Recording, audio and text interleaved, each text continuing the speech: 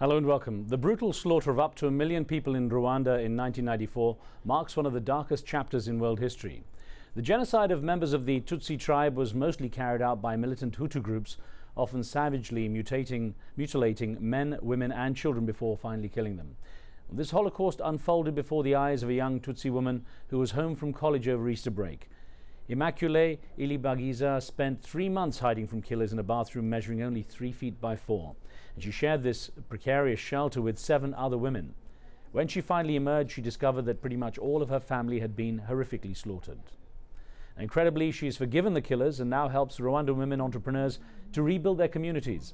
In the process, she has taught people everywhere how to overcome evil with good. Ismael Ilibagiza is now a motivational speaker and the author of the book Left to Tell: Discovering God Amongst the Rwandan Holocaust. And remember, we take your questions and comments on this show, and the numbers are there at the bottom of your screen. Ismael joins me now live from New York. Good to have you with us. Thank you so much for having me. It's a very powerful story, and we'll be going through it right now. You know, the world, of course, learned about the Hutus and Tutsis and the differences after those terrible events in 1994. No one really had given it thought, I guess, anywhere else around the world before that. Tell me why, you know, how the tribes are now coping with that brutal history 13 years on, from what you've seen when you go back. I know. You know, the way now they are coping, I think it is really, thank God for the government that is strong enough to want people to get back together. You can still feel like there are many people who are angry, people who are still really going through a lot of pain in their hearts after losing so many people. But the government is strong and it helps people to get back together. And at least like no one can hurt another right now. And it's, you know, this, you know, beside like a personal or individual pains people go through. But, you know, as I always say, I think that there's no genocide can ever happen to any place without the government being involved. The same thing now is happening in Rwanda. The rebuilding of the community, it is really the emphasizement of the government that is trying to make people, you know, listen and help each other. So right now, yeah, they're living together definitely, coping, but it's not easy. It will take maybe 100 years for people to forget about what happened. Now, interestingly enough, the irony is that there's actually not necessarily a logical difference between those who are defined as Hutus and defined as Tutsis, because it goes back, I was reading, to 1926 when the Belgians actually separated people based on physical characteristics such as height or even the width of a nose. This little excerpt we're going to show our viewers now comes from your video documentary, the video documentary called The Diary of Immaculée, and this is about how it all began. Exactly, yeah. Okay. Yeah, there's not too Immaculée? much. We'll listen to this a little bit just of what you said, what happened, then I'll ask you about it. The president's plane was shot down and the genocide began. The 2 leaders died after attending peace talks aimed at ending decades of tribal conflict in the 2 countries. President Habyarimana of Rwanda and President Ntaryamira of Burundi were killed when their plane came down near the Rwandan capital, Kigali. Both were members of the majority Hutu tribe. When the president's plane was shot down, it just was chaos. Within less than an hour, you started to hear the gunfire in your own neighborhood, right up close to you. When the president's plane went down, and I wonder, from what you know at that time and what you saw at that time, why did the hatred suddenly unleash after that plane crash? You know, because it was something that they had prepared. I remember we used to have a radio that they named it, actually nicknamed it Hate Radio. This radio in the whole country, they used to say how one day they are going to kill Tutsis. And that was something we all knew. But because the journalists, they used to make themselves like they are drunk. You know, they used to say all these bad jokes. Everyone was listening to that. And we never believed that what they say will really happen. But something happened that they prepared the whole genocide. People had machetes long time before the time it happened. And people knew it was coming. So when that started, the dying of the president was like a signal to just like go ahead and do it. This is it. And of course, when it happened, everyone was completely confused with the terror of it all. This is your brother actually talking about what he hoped was happening to your family. People would leave home as though they're going to work and then go kill people and return home. I couldn't imagine that they could be killed. I didn't want to think even about that. I was thinking probably they had enough time to leave by boat. Now, Immaculate, that's your lone surviving brother there talking about what he had hoped would happen to your family. Now, I read how you said that perhaps your family would be alive if your father wasn't such a trusting man. Why is that? That is right. You know, sometimes I'm happy that he was a trusting person because at least we lived a good life, and many people who were not trusting didn't mean that they didn't die, but somehow he wanted the best for everybody. And in the village, Hutu and Tutsis, they really lived together like brothers and sisters. So they loved each other. He had many good friends. We all had many good friends among Hutus. And I remember the first 2 days, the Hutus, like our neighbors, they didn't know what to do. They were not really like going to kill Tutsis, to kill us because they were killing Tutsis. It took time for the government ministers to go on radio and tell people that a good citizen is the one who is going to get rid of their brothers, you know, from Tutsi tribe. Now, I read your perspective, Immaculate, where you say it takes very little to turn a neighbor into a murderer and that hating can become an obsession. How have you managed to remain a trusting person yourself? You know, it is, I think, thank God, like I saw this coming. I lived it, every piece of the whole genocide. I can still remember, there were many good people, like the person who hid me. I mean, we were 8 people in this little tiny bathroom, and he was risking his own life. So I still can see people who were really good people, and I can still see people, of course, who changed and became evil. And the thing is, like right after the genocide, I remember going to my village, and I remember meeting this guy who used to come to my home, and who lived in my home actually, and killed my cousins. And I remember he told me, he said, I'm so sorry for what I did. I wish I haven't killed them because now I miss them. So you almost like see that a human being is, we can be great, we can be bad. And I think everyone has a chance, as long as you're still breathing, to be a good person, to do loving actions or to do bad actions. Now, you know, we are all like, how did you personally, I mean, what's amazing, I think, for a lot of people who read your story, and it's in your book, Left to Tell, and in the documentary, how did you find the strength to go to the person who was the gang leader, the ringleader of the gang that killed most of your family, and actually tell him you forgive him? Yeah, that's right. You know, I went there because somebody who was the head of the jail was actually a friend of my father. And for him, he thought that he was going to give me an occasion to go to hit him, to do whatever he wanted. Because he opened the room and he's like, just do whatever you want. And to tell you the truth, when I went there, I was more like curious. I wanted like to ask him a question like, what happened? How did you do it? I didn't think that I would do anything bad to him, but I was scared. I didn't know if I would jump on him, if I would hit him. But somehow when I saw him, I really felt pity. You know, this was somebody who was a good man in the whole village, who was very well respected, who was always well dressed, very respected, had children my age. We used to go to visit them. He was always like in a tie, in a jacket, or in a suit. A good person who had a beautiful family.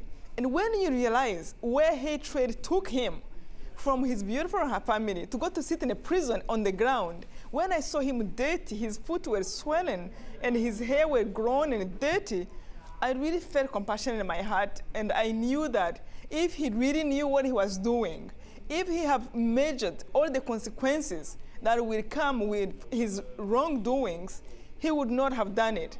In that moment, I can shake him and just wake him up like, do you realize what you have done to your neighbor? And I really truly now, like, I believe in the law of love. We must love each other. We must love each other. If we don't do that, we're going to hit the same consequences people who did the genocide did.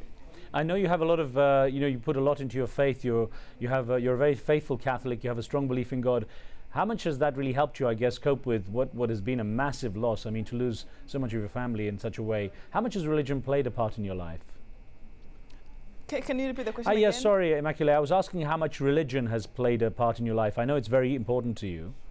Yeah, definitely. Oh my goodness, it played a huge part. I don't think I would be here today if it wasn't that I turned to God. I remember a time when they used to come to search for us. You see, not only they were killing people in the public places, destroying the houses of Tutsis, but they were going even to Hutu homes to see if there's any Tutsi hiding. So when they were coming, I cannot even tell you what it feels like when you know that somebody who is coming to kill you is 5 inches away from you. It was so scary. And I remember one time I didn't know if God existed anymore. I just had to remember what my parents told me. I remember when I was separating my dad, he gave me a rosary. And I had that, and I got to do with that. Does even God exist? And somehow something told me, just ask him. He's almighty, he's powerful, just ask him to help you out. And when I started to pray and talking to him, where are you? Don't make them find us. And please give me peace, give me. And I was fighting with him. Are you even there? Don't let them find the door. I started to pray like from morning until night. That's the only thing I could do because we couldn't speak to each other. I prayed for the whole 3 months in that bathroom from morning until night. And somehow my peace was only increasing when outside things were getting even worse.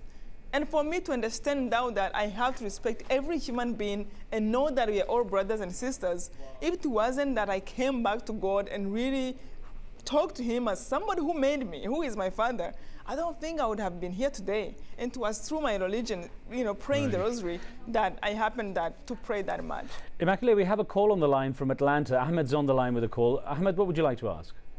But I just would like to ask, what make her to feel this way? What is it that gives you the strength, Immaculate? That's what Ahmed is asking. What gives you that? What makes you the way you are, do you think?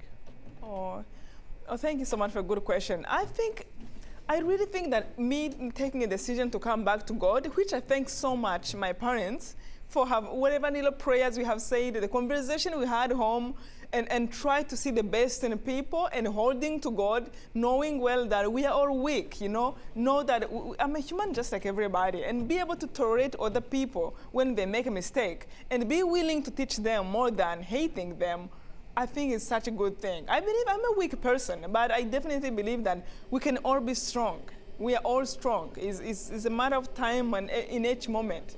Immaculate, let me get a question that we got in from Glenn. It came in by email. It came from Falls Church in Virginia.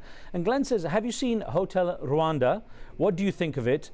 Is it important to keep making movies like that so that Rwanda is not forgotten? Thank you so much for a good question. I saw the movie, the Hotel Rwanda. I love the movie. Of course, for someone who lived the genocide, the movie is almost like a drop in the sea, a drop of little water in the sea. It's so small compared to the horror that was going through, was going in Rwanda. But it served its purpose. It was a great movie to bring the awareness to what happened in Rwanda and what is going on in the world. And I definitely think that movies like that should continue to be made. There is so much lessons that people can learn from that kind of experience. And we all go through something, not necessary to learn about genocides, but we go through pain in life. And we need to know that our people, other people in the world, they even go through wars. How do you care? How do you prevent another person from going through a pain like that? Right. Immaculate, we had an SMS that just came in, and I thank Matt in Dubai for sending this text message by phone. He says, could the killings happen again, and what has been done to prevent it happening? I believe that the genocide, yes, it can happen in Rwanda, the same way it can happen in any place if the governments of any country really go behind this thing to happen. It can happen. In any country, there's good and bad people, but we need good leaders, definitely, to hold the country together, not the genocide to happen. So in Rwanda, for example, what have been happening for this to never happen again, for example, many things, of course, happen, I'm sure, happening. We used to have identity cards that where they used to write if you are Tutsi or if you are a Hutu. And that is really what made people know each other, because Rwandans, Tutsi and Hutus, we almost look alike. If it wasn't for that, if you have to look for a job, you have to show identity cards to see if you're a Hutu or a Tutsi, so that they can discriminate you. That was really the whole reason. If you go to school, to ask for any school to apply, you have to show if you're a Tutsi or Hutu. Any roadblock in the country, which was there all the time, you have to show your identity cards. So those identity cards in Rwanda don't exist. I think they exist, but they don't have the tribe anymore. So everyone now is considered as Rwandans, not a Tutsi or a Hutu. So that helped me to think that there is hope for the future, even if people still know each other right today. Immaculate, let's get in a quick call from Burkina Faso. Great to hear from that place. And John is on the line. John? Hello. Hi, go ahead. Hello? Go on, John, ask your question. Hello? Go on, John. Yes, my question is, who shot down Habyarimana aircraft? Second question, who killed in the Daesh? Who killed in the Jazeera? Why some people, they think they have right to kill and the others should not react? How many people... Okay, John. John, so basically, Immaculate, John is asking about the cause of it, you know, saying that what gives people right to kill without someone else responding. I guess supporting perhaps there was an action in response to the plane being shot down. Just let me get your response.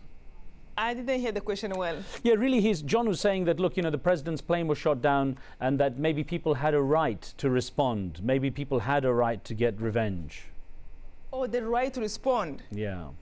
Oh, no. I think they can, I mean, anyone, of course, have the right to do what they want, even if they can't stop the consequences. But I would never let anyone think that you have the right to hurt anybody because somebody died and go to kill 1 million of people because somebody died. So it doesn't make sense to me. Let me ask you about your work you do as helping women entrepreneurs. I know you're very active now in trying to help the women in Rwanda and trying to rebuild lives for victims of war in Africa with the Left to Tell charity. Tell me about that work. Oh yeah, that is really have been my dream since I was a child. Actually, I used to think that I will help orphans one time because I don't like to see somebody suffering, especially those children who don't have anyone to help, you know, they don't have a family. So right now we are helping, you know, orphans in Rwanda. We are thinking about helping many children all over the world, not just actually children, just orphans, people who don't have, you know, people to help them, their family, pay their school fees, like give them like a scholarship, something where they are able to eat, you know, buy a bag, buy their books, stuff like that. So we are doing that right now through Left to Tell Foundation, and we are hoping that it will expand. I go to Rwanda often. I speak to the universities. I speak to schools to encourage people. I speak to a group of women, especially those who were hurt during the genocide, or those who are trying to make their lives just like, you know, everyone was hurt in the whole country. Well, so Immaculate, people are catching up, and I'm so happy that I can be one of the help. I have to tell you, unfortunately, we've got you know, obviously a huge story of yours to tell, but we've run out of time. I thank you so much for sharing that with us. Thank you, Immaculate. Thank you so much for having me. I enjoyed talking to you. God bless. And thank you for being with us. On the next show, we speak to John Perkins, who describes himself as a former economic hitman assigned to deliberately trap foreign countries into debt so they could be more easily controlled by the United States. Interesting subject. If you have questions about that, send your emails to riz@aljazeera.net. We'll see you next time. Street Talk is next.